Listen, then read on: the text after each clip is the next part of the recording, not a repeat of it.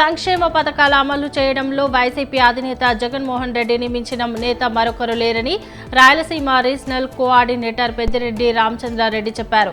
Corona లాంటి విపత్కర పరిస్థితి ఎదుర్కొని కూడా సంక్షేమ పథకాలను అమలుపరిచిన ఘనత జగన్మోహన్ రెడ్డిదే అని అన్నారు.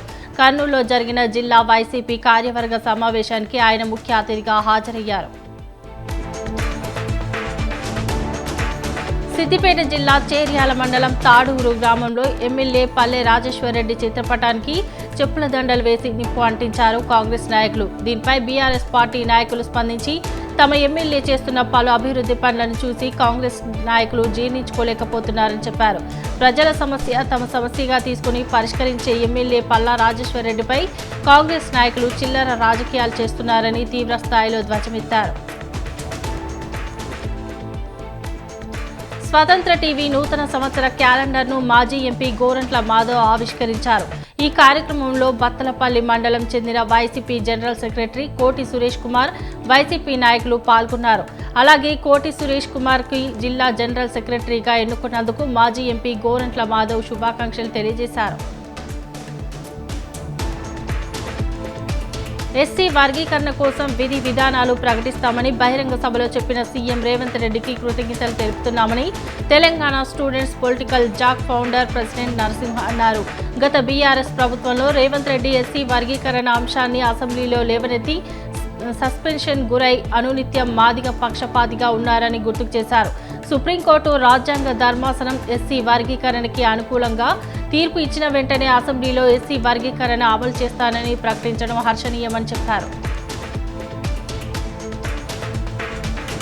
కొమరం భీం జిల్లా రెబ్బెన మండలంలో అక్రమంగా నిల్వ ఉంచిన ఇసుక కుప్పలను రెవెన్యూ అధికారులు స్వాధీనం చేసుకున్నారు.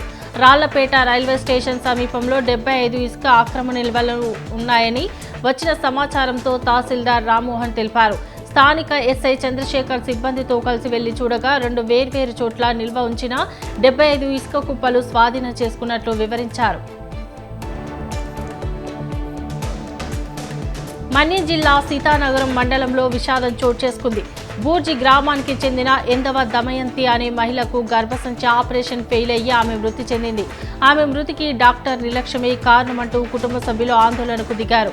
నర్సింగ్ హోమ్ డాక్టర్ అయినప్పటికీ సర్జరీలు చేస్తూ తరచూ ప్రజల ఆరోగ్యాలతో చెలగాటమాడుతూ ఉండడం ఇక్కడ కొత్తేమీ కాదని మృతురాలి బంధువులు ఆరోపిస్తున్నారు. హాస్పిటల్పై చర్యలు తీసుకోవాలని డిమాండ్ చేశారు. తిరుపతి జిల్లా శ్రీకాళహస్తీశ్వర స్వామి జ్ఞాన ప్రసూనాంబదేవి అమ్మవారిని మంత్రులు అనగాని సత్యప్రసాద్, ఆనం రామనారాయణ రెడ్డి దర్శించుకున్నారు. ముందుగా మంత్రులకు ఆలయ మర్యాదలతో స్వాగతం పలికారు అధికారులు. దర్శనం అనంతరం వారికి ఈవో శేషవస్త్రంతో సత్కరించి తీర్థ ప్రసాదాలు అందజేశారు.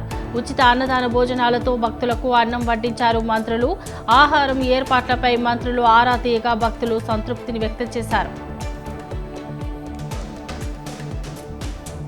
ఆదివాసీల కుంభమేళా కేస్లాపూర్ నాగోబా జాతర అధికారికంగా ముగిసింది.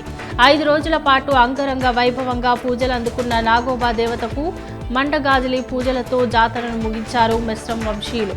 నాగశేషుడికి మనసారా మొక్కి వెళ్ళొస్తాం నాగోబా అంటూ కేస్లాపూర్ నుంచి బుడందేవ్ పూజలకు శ్యాంపూర్ బాట పట్టారు మెస్రంపూర్ వంశీయులు.